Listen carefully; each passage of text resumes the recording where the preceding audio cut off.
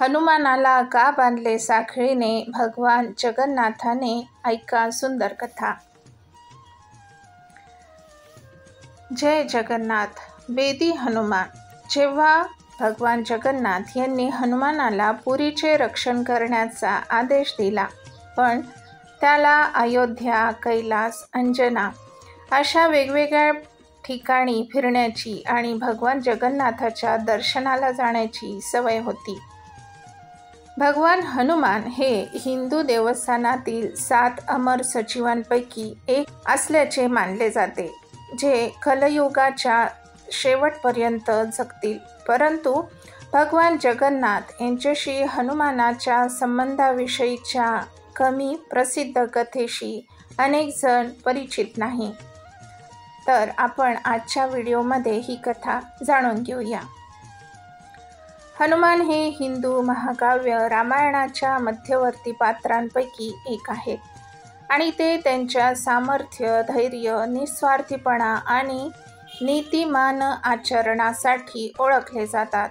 हनुमान हे रामाचे महान भक्त म्हणूनही ओळखले जातात।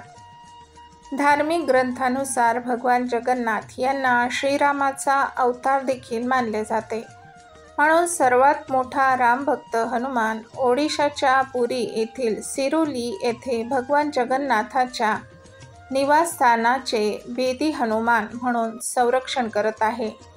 पुरी शहरापासून सुमारे 27 किलोमीटर ईशान्येस स्थित सिरुली महावीर हे एक छोटेसे मंदिर आहे।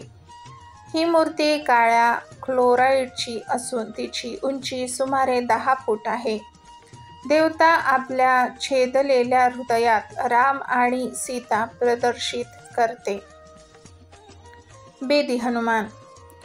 जेव्हा भगवान जगन्नाथ यांनी हनुमानाला पुरीचे संरक्षण करण्याचा आदेश दिला, ऐकूया पौराणिक कथा। एकदा समुद्राने म्हणजेच बंगालच्या उपसागराने भगवान जगन्नाथाच्या मंदिराचे 3दा नुकसान केले, म्हणून त्यांनी पुरी आणि मंदिराचे समुद्रापासून संरक्षण करण्यासाठी हनुमानाची नियुक्ती केली। समुद्रमार्गे मंदिराचे कोणतेही नुकसान होऊ नये यासाठी हनुमान चक्रतीर्थ येथे उभे राहिले। दुसऱ्या एका पौराणिक कथेनुसार परात्पर भगवान जगन्नाथ यांनी महालक्ष्मी, महासागर राजाची राजकुमारी वरुणदेव हिला आपली पत्नी म्हणून स्वीकारले आहे आणि आपला जावई आणि मुलगी यांना पाहण्यासाठी वरुणदेव अनेक वेळा भव्य मंदिरात जात असे। त्यामुळे श्री क्षेत्राची पवित्र भूमी आणि मुख्य मंदिराकडे जाणाऱ्या 22 पायऱ्या जलमय झाल्या।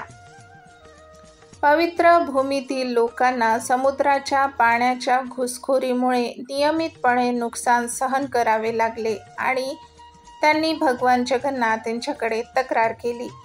आपल्या लोकांच्या विनंती ऐकून भगवान जगन्नाथ हे आपल्या भक्तांच्या भावनांची नेहमी कदर करतात आणि भगवान हनुमानांना समुद्राच्या किनाऱ्यावर बारीक लक्ष ठेवण्याचा आदेश दिला। तेव्हापासून कोलेसस हनुमानाने स्वतःला सावध रक्षकासारखे स्थान दिले। बेदी हनुमान याला दरिया म्हणजेच समुद्र हनुमान असेही म्हणतात, कारण तो जगन्नाथ मंदिराला समुद्राच्या नाशापासून वाचवतो। भगवान जगन्नाथ यांनी पुरी येथील श्री मंदिराचे रक्षण करण्यासाठी हनुमानाला काम दिले होते।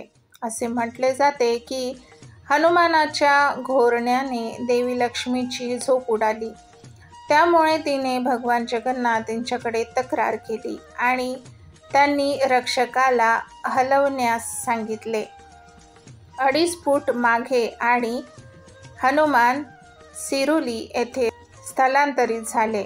पुरीत एक साखळदंड असलेल्या हनुमानाचे मंदिर आहे, ज्याला आता बेदी हनुमान असे म्हणतात।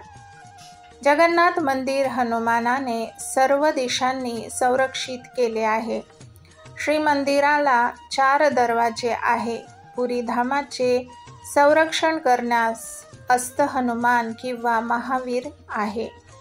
ते सिद्ध महावीर, दरिया महावीर किंवा बेदी महावीर, गणपता महावीर, वर्गी महावीर, मसावी महावीर आहेत. पंचमुखी महावीर आणि फाटे महावीर असेही त्यांची नावे आहेत.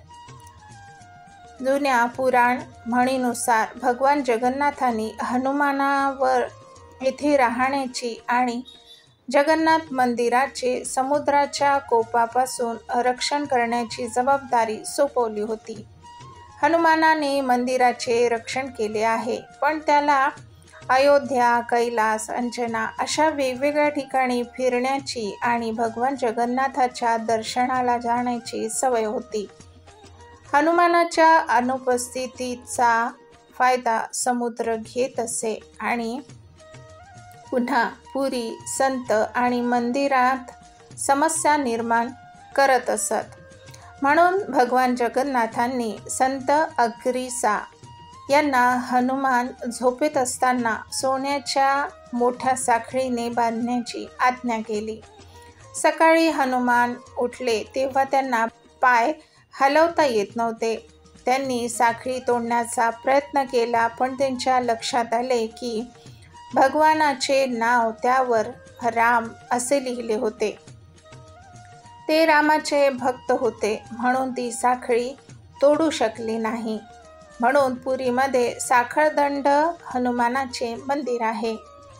जरी बेदी हनुमान मंदिराला स्थापत्यशास्त्राच्या दृष्टिकोनातून, धार्मिक दृष्टिकोनातून फारसे महत्त्व नसले तरी ते ओडिशातील सर्वात पवित्र मंदिरांपैकी एक आहे. अशाच प्रकारची वेगळी माहिती ऐकण्यासाठी माझ्या चॅनलला सबस्क्राईब करा. माझे व्हिडिओ जास्तीत जास्त शेअर करा आणि बेल आयकॉनवर क्लिक करा, म्हणजे नवीन येणाऱ्या व्हिडिओचे अपडेट तुम्हाला लगेच मिळतील. धन्यवाद. नमस्कार. जय जगन्नाथ.